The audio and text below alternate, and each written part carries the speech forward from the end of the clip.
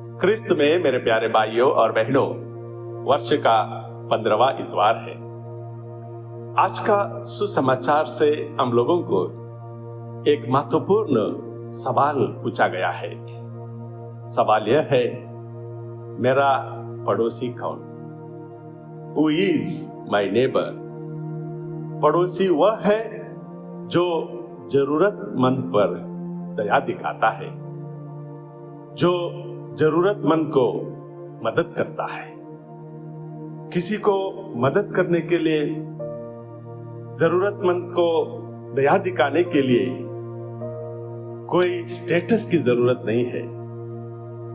चाहे पढ़ लिखे हो, अनपढ़ हो, मैरिड हो, अनमैरिड हो, छोटे हो, बड़े हो, घर वाले हो, बाहर वाले हो,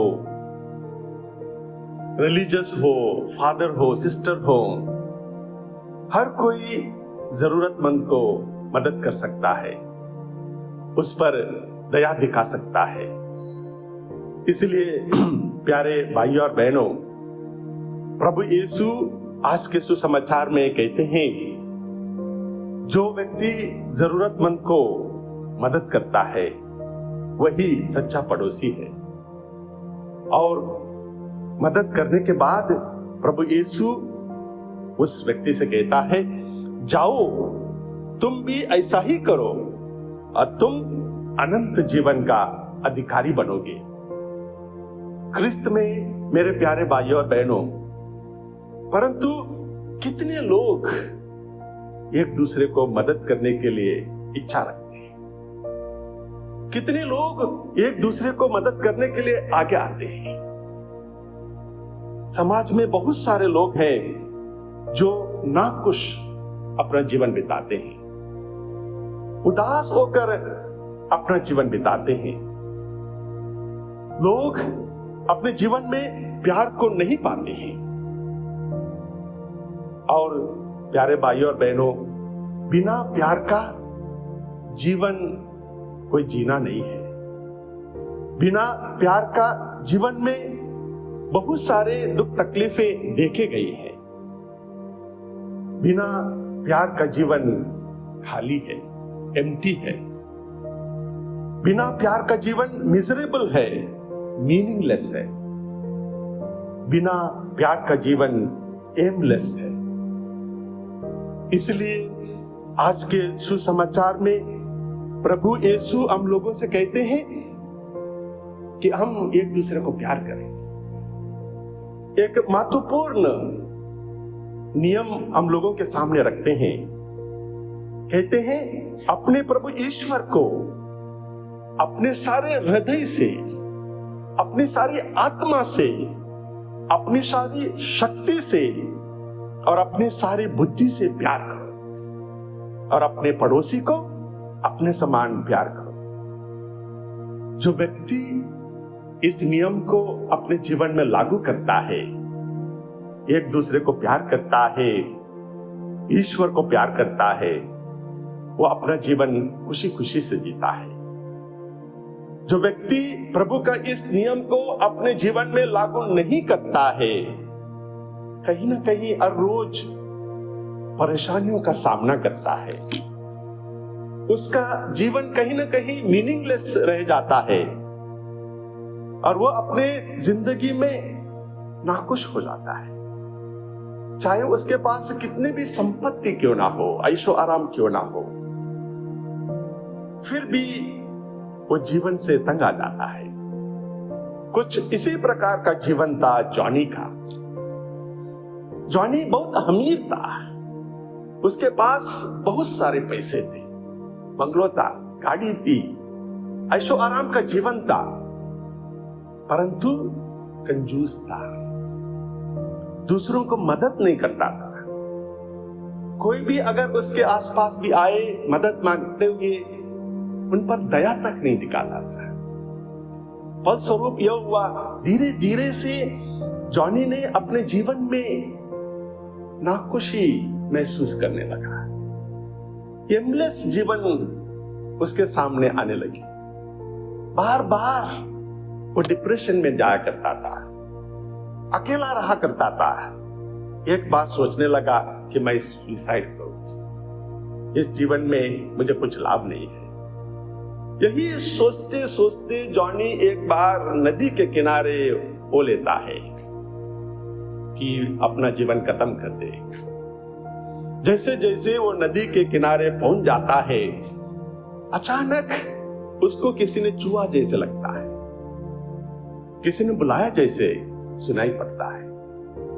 पीछे मुड़कर देखता है, एक 12 साल का भिखारी लड़का जॉनी का पैंट खींचते हुए कहता है, भाई साहब मैं भूखा हूं, मुझे कुछ पैसे दे दो। 2 दिन से मैंने कुछ खाया नहीं है, मुझे कुछ खाना दे दो। उस भिखारी को देखकर जॉनी के मन में कुछ होने लगता है। भिखारी कंगाल था, उसके कपड़े फटे हुए थे, बाल बिखरे हुए थे, बहुत दिनों से नहाया नहीं था, सचमुच भूखा दिख रहा। उसे देखकर जॉनी सोचता है मैं तो मरने वाला हूं, सुसाइड करूंगा, चलो जो भी पैसे मेरे पॉकेट में है उसे दे दूं। तब वो भिखारी लड़का कहता है, भाई साहब मैं अकेला नहीं हूं, हम लोग 6 लोग हैं, मेरे मम्मी पापा, मेरे भाई बहन, सब लोग एक झोपड़ी पट्टी में हैं, किसी के पास खाने के लिए कुछ भी नहीं है, कुछ ज्यादा ही दे दो। बातों बातों में जॉनी उस भिखारी लड़के के साथ उस झोपड़ी पट्टी की ओर निकल पड़ता है। झोपड़ी पट्टी में हकीकत को देखता है। उसके बाद जो भी उसके पॉकेट में थे उसका पर्स वो खाली कर देता है, उस परिवार से बातें करता है और सोचता है क्यों ना मैं घर जाकर कुछ राशन लेकर आओ, कुछ कपड़े लेकर आओ और इस परिवार को दे दूं।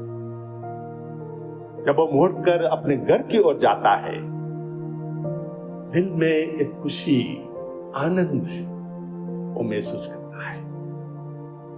जीने का एक मकसद उसे मिला था कि जैसे ही उसने उस भिखारी को मदद की थी, अपना पर्स को उसने खाली किया था, उसे ऐसा लगने लगा कि जिंदगी में मैं भी कुछ कर सकता हूं। उसने प्यार को महसूस किया था। प्यारे भाइयों और बहनों, इसी सोच के साथ वो सुसाइड करना छोड़ देता है। जीवन में खुशी, मन की शांति हर इंसान चाहता है। कौन व्यक्ति नहीं चाहता है कि वो रात भर चैन से ना सोए, और वही व्यक्ति चैन की नींद सो सकता है। वही व्यक्ति अपने जीवन में शांति और खुशी महसूस करता है जो आज के सुसमाचार में कहा गया नियम को पालन करता है। ईश्वर को प्यार करना, एक दूसरे को प्यार करना। प्यारे भाइयों और बहनों, परंतु बहुत बार ऐसा नहीं देखा जाता है। आज के दूसरे पाठ में हम लोग पढ़ते हैं, यीशु मसीह अदृश्य ईश्वर के प्रतिरूप है और उन्हें प्यार करना कठिन नहीं है। प्रभु यीशु हम लोगों के साथ है, क्योंकि आज का पहला पाठ कहता है, जो संहिता दे रहा हूं वह ना तो तुम्हारे शक्ति से बाहर है और ना तुम्हारी पहुंच से दूर। जी हां प्यारे भाइयों और बहनों, इसलिए ईश्वर से प्यार करना, एक दूसरे से प्यार करना उतना कठिन नहीं है। कोशिश करके देख लीजिएगा, जिंदगी में जीने के लिए एक मकसद मिल जाता है, एक एम मिल जाता है। इसलिए प्यारे भाइयों और बहनों, आज का जो घटना प्रभु यीशु क्रिस्त ने हम लोगों के सामने रखी है, यरीको की वह घटना, वो बहुत ही रिलेवेंट है। क्योंकि आज भी हम लोग देखते हैं सड़क पर शायद घायल व्यक्ति ना मिले हो, परंतु डिप्रेस्ड, मन की शांति खो जाना, ऐसे व्यक्ति बहुत मिलेंगे। बहुत सारे ऐसे लोग मिलेंगे जो रिलेशनशिप में बहुत तकलीफ उठा रहे हो, जो फ्रेंडशिप में धोखा खाए हो, जिनके पास कोई नौकरी ना हो, जो बीमार हो, जो अकेलापन का जीवन बिताते हो, जो जीवन में तंग आ गए हो, अगर उन लोगों को हम मदद कर पाएंगे, अगर उन लोगों पर अगर हम लोग दया दिखाएंगे, तो जरूर प्यारे भाइयों और बहनों, जीने के लिए हमें एक मीनिंग मिलेगा। इसलिए प्यारे भाइयों और बहनों, क्या मैं एक भला समारी बन सकता हूं? Can I be a good Samaritan? प्रभु यीशु से दया और कृपा मांगे। आमीन।